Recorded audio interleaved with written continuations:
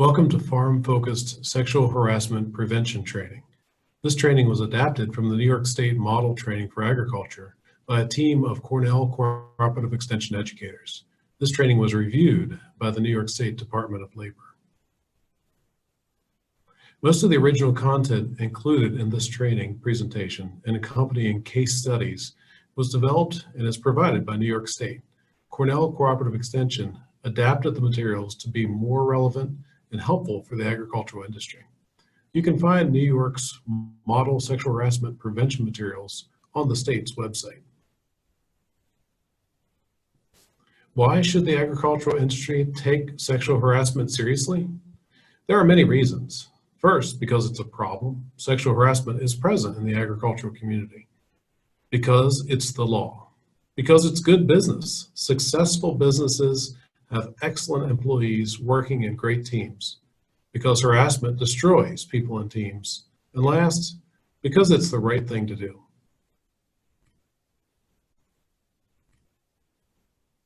A 2018 study of sexual harassment in New York was released by researchers in Cornell School of Industrial and Labor Relations.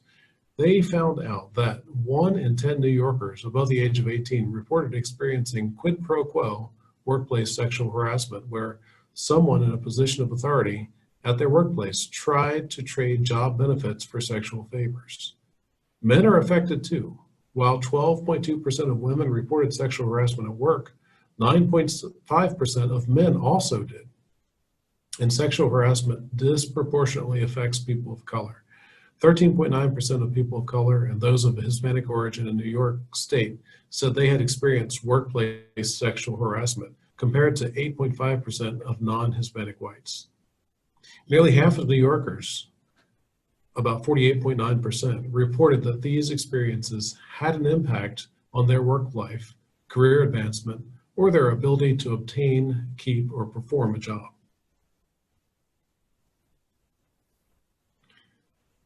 Laws and policies help ensure that diversity is respected and that everyone can enjoy the privileges of working in New York State.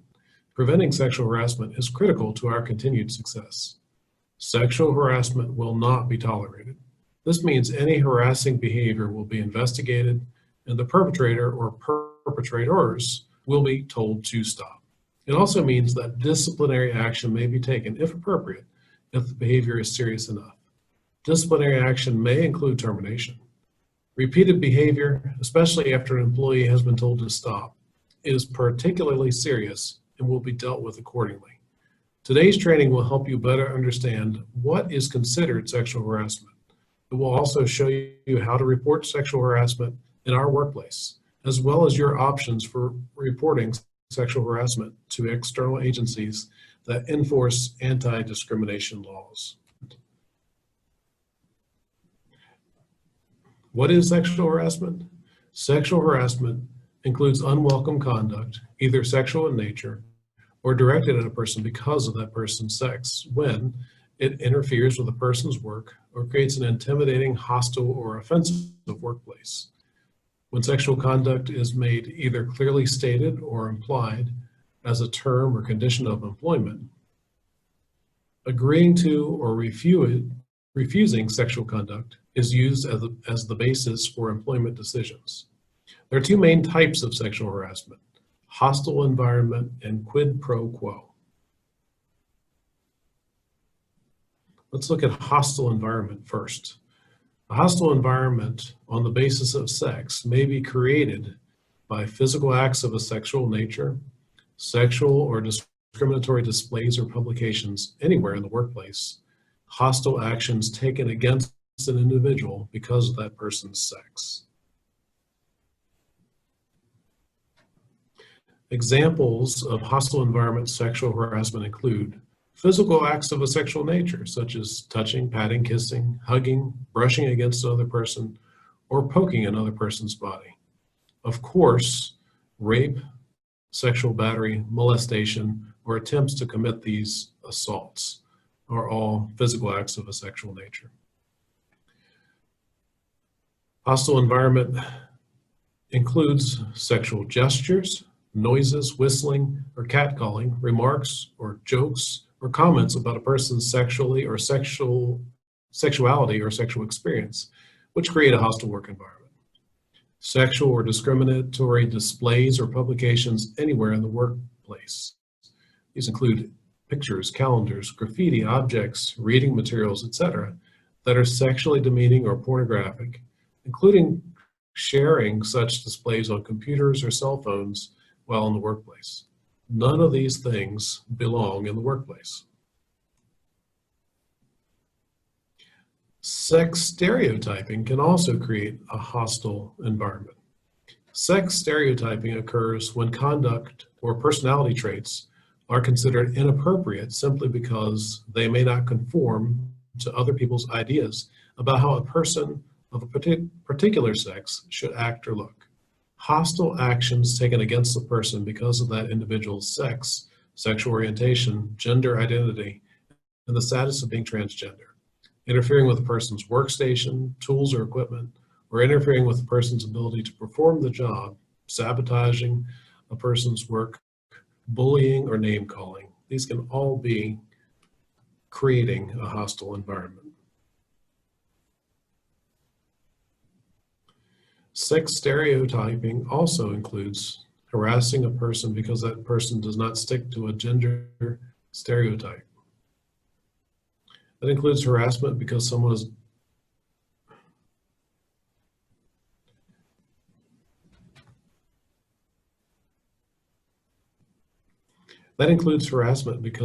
is doing a job that is usually or was previously performed mostly by persons of a different sex. For example, picking on a woman because she is operating farm machinery that only men operated in the past.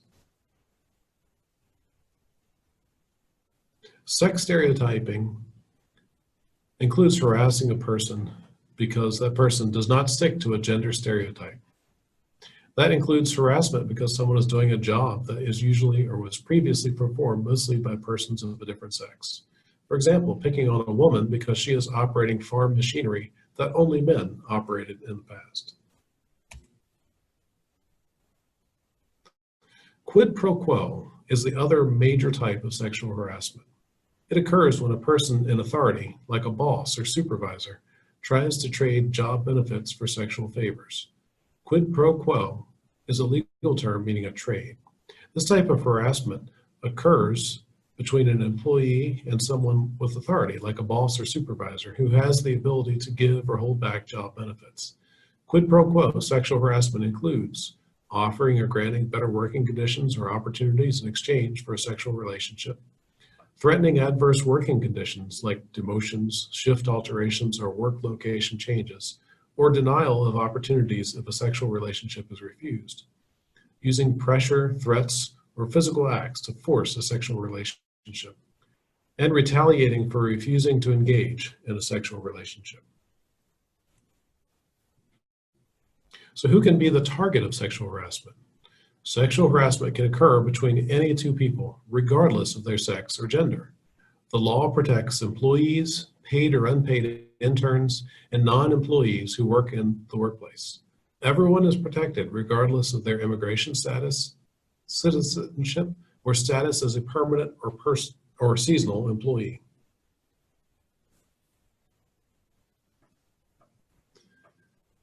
Anyone in the workplace can be the harasser.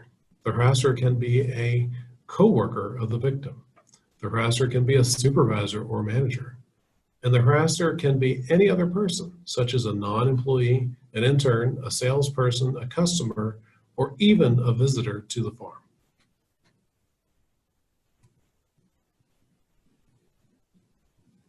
Where can workplace sexual harassment occur?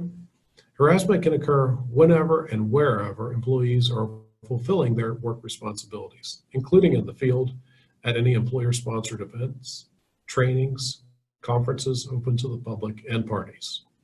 On the job, during non-work hours, at employee-sponsored events such as parties, at a hotel while traveling or at a conference for work.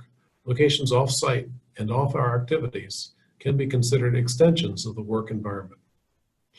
Employees can be the target of sexual harassment through calls, texts, emails, and social media. Harassing behavior that in any way affects the work environment is rightly the concern of management.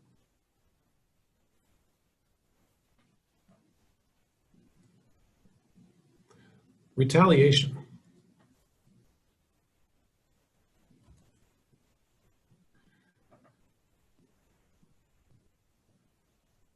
Any employee who has engaged in protected activity is protected by law from being retaliated against. Protected activities include making a complaint to a supervisor, manager, or another person designated by your employer to receive complaints about harassment, making a report of suspected harassment even if you are not the target, filing a formal complaint about harassment, opposing discrimination, assisting another person who is complaining of harassment, providing information during a workplace investigation of harassment, or testifying in connection with a complaint of harassment filed with a government agency or in court. So what is retaliation? Retaliation is any action taken to alter an employee's terms and conditions of employment because that person engaged in any protected activities. Examples might include a demotion or harmful work schedule or location change. Individuals should expect to be free from any negative actions by supervisors, managers, or the employer motivated by these protected activities. Retaliation can be any adverse action taken by the employer against the employee that could encourage a reasonable worker from making a complaint about harassment or discrimination. The negative action does not need to be job-related or occur in the workplace and may occur after the end of employment, such as an unwarranted negative reference. What is not retaliation? A negative employment action is not retaliation just because it occurs after the employee engages in protected activity. Employees are still subject to all job requirements and disciplinary rules after engaging in a protected activity. For example, an employee reports an incident of sexual harassment and the employer deals with it appropriately. 6 months later, unrelated to the sexual harassment complaint, the employee's work hours are cut back due to a downturn in overall business. That is not necessarily retaliation. It's just a change in hours due to a change in business.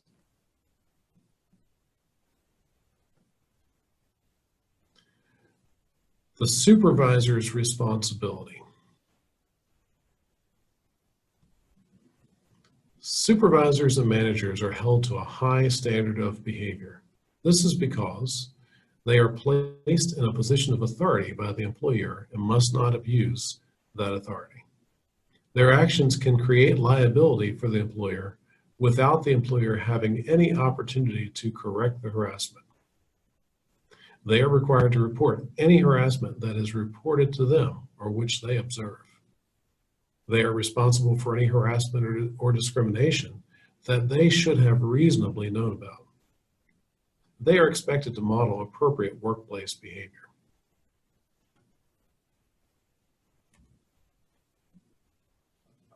Mandatory reporting. Supervisors must report any harassment that they observe or know of, even if no one is objecting to it. If a supervisor or manager receives a report of harassment or is otherwise aware of harassment, it must be promptly reported to the employer without exception. Even if the supervisor or manager thinks the conduct is trivial, even if the harassed individual asks that it not be reported. Supervisors and managers will be subject to discipline for failing to report suspected sexual harassment or otherwise knowingly allowing sexual harassment to continue. Supervisors and managers will also be subject to discipline for engaging in any type of retaliation. What should I do if I am harassed? We cannot stop harassment in the workplace unless management knows about the harassment. It is everyone's responsibility. You are encouraged to report harassment to a supervisor, manager, or our designated person to receive complaints so we can take action as outlined in our policy. Behavior does not need to be a violation of law in order to be a violation of company policy. We will provide you with a complaint form to report harassment and file complaints. But if you are more comfortable reporting verbally, we are still required to allow the sexual harassment prevention policy to follow the sexual harassment prevention policy by investigating the claims. If you believe you have been sexually harassed, you are encouraged to fill out the complaint form and submit it to farm management. You may also make reports verbally. Once you report harassment, our company must follow its policy and investigate any claims. You should report any behavior you experience or know about that is inappropriate, as described in this training, without worrying about whether or not it is unlawful harassment.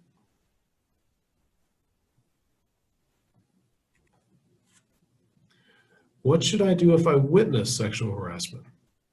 Anyone who witnesses or becomes aware of potential instances of sexual harassment should report it to a supervisor, manager, or designated person. It can be uncomfortable and scary, but it is important to tell coworkers that's not okay when you are uncomfortable about harassment happening in front of you. It is unlawful for an employer to retaliate against you for reporting suspected sexual harassment or assisting in any investigation. Investigation and corrective action. Anyone who engages in sexual harassment or retaliation will be disciplined or punished up to and including termination. Farm management will investigate all reports of harassment, whether information was reported in verbal or written form. An investigation of any complaint will be commenced immediately and completed as soon as possible. This investigation will be kept confidential to the extent possible. Any employee may be required to cooperate as needed in an investigation of suspected sexual harassment. It is illegal for employees who participate in any investigation to be retaliated against. Investigation process. Our organization has a duty to take steps to ensure that harassment will not occur in the future. Here is how we will investigate claims. Farm management will conduct an immediate review of the allegations and take any interim actions as appropriate. Relevant documents, emails, or phone records will be requested, preserved, and obtained. Interviews will be conducted with parties involved and witnesses. The individual who complained and the individual accused of sexual harassment will be notified of final decisions and what appropriate corrective action has been taken. Additional protections and remedies. In addition to what we've already outlined, employees may also choose to pursue outside legal remedies as suggested below. The New York State Division of Human Rights, or DHR. A complaint alleging violation of the human rights law may be filed either with DHR or in New York State Supreme Court. Complaints may be filed with DHR anytime within 1 year of the alleged sexual harassment. You do not need to have an attorney to file. If an individual did not file at DHR, they can sue directly in state court under the human rights law within 3 years of the alleged sexual harassment. An individual may not file with DHR if they have already filed a human rights law complaint in state court. For more information, visit www.dhr.ny.gov. The United States Equal Employment Opportunity Commission, or EEOC. An individual can file a complaint with the EEOC anytime within 300 days from the alleged sexual harassment. You do not need to have an attorney to file. A complaint must be filed with the EEOC before you can file in federal court. For more information, visit www.eeoc.gov. Note, if an individual files an administrative complaint with DHR, DHR will automatically file the complaint with the EEOC to preserve the right to proceed in federal court. Local protections. Many localities enforce laws protecting individuals from sexual harassment and discrimination. You should contact the county, city, or town in which you live to find out if such a law exists. Harassment may constitute a crime if it involves things like physical touching, coerced physical confinement, or coerced sex acts. You should also contact the local police department. Other types of workplace harassment. Workplace harassment can be based on other things. It is not just about gender or inappropriate sexual behavior in the workplace. Any harassment or discrimination based on a protected characteristic is prohibited in the workplace and may lead to disciplinary action against the perpetrator. Protected characteristics include age, race, creed, color, national origin, sexual orientation, military status, sex, disability, marital status, domestic violence victim status, gender identity, and criminal history. Much of the information presented in this training applies to all types of workplace harassment. In summary, after this training, all employees should understand how to recognize harassment as inappropriate workplace behavior, the nature of sexual harassment, that harassment because of any protected characteristic is prohibited, the reasons why workplace harassment is employment discrimination, that all harassment should be reported, that supervisors and managers have a special responsibility to report harassment. Conclusion. We want all employees to behave appropriately, avoid disciplinary action, and know their rights. We want everyone to feel safe and secure at work, and we want everyone to experience an atmosphere of respect for all people. Farm management will provide you with a sexual harassment prevention policy, a complaint form, and the contact information of the person to receive complaints. Thanks for your attention and commitment to preventing sexual harassment in our workplace.